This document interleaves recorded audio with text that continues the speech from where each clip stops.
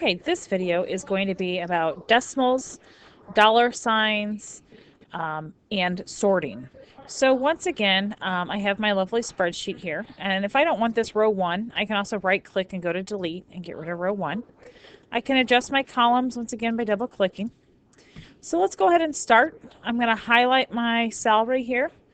I'm going to go up and I'm going to choose comma style to add commas in the thousands position. I am then going to remove my decimals by decreasing. I can also go up and format this into currency format or accounting format. And when I do that, I may have to go in and adjust my decimals by decreasing the decimals. I can do this one at a time, or I could have done it and then I can apply the format to the rest of those cells. So it depends on how you want to work.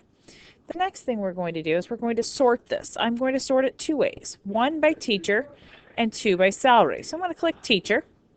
I'm going to click sort and I go A to Z.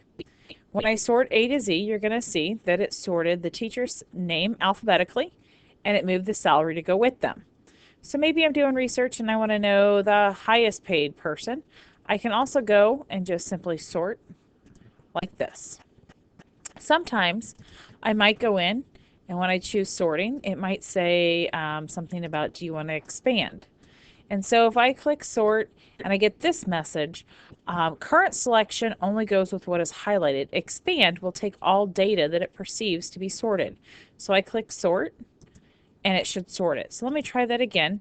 And we want to sort by salary. And I can go in and choose sort. And notice it's not going to do it because I don't have multiple cells selected. So I can go here and I can choose sort and expand the selection. And it's by teacher name because it's the first column. So if I want to be more specific, I can go into custom sort. Not that. Oh, here we are, custom sort. And I can say sort by salary, smallest to largest, but let's change it to largest to smallest. And I click OK, and it sorts it. All right, so that was a little bit about decimals, increasing and decreasing them, how to format it as currency or dollar signs. Now, if I'm in here and I decide I do not want the comma, I can click it and turn it on and off. I can also go in and change it to general and add decimals this way. I can also go here and I can simply choose general number format and say OK. So all of these little features are also available in here.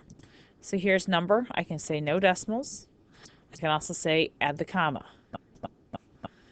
All right, but in general, we generally like the currency or accounting format, and most of the time, no decimals.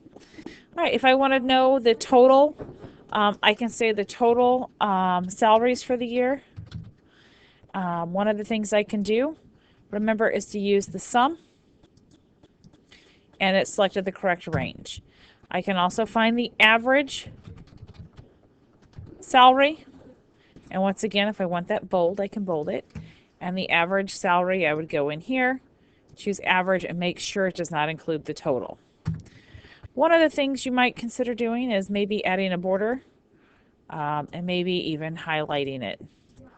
All right, that concludes the video on how to sort and do things with the or applied number formatting, such as currency, accounting, commas.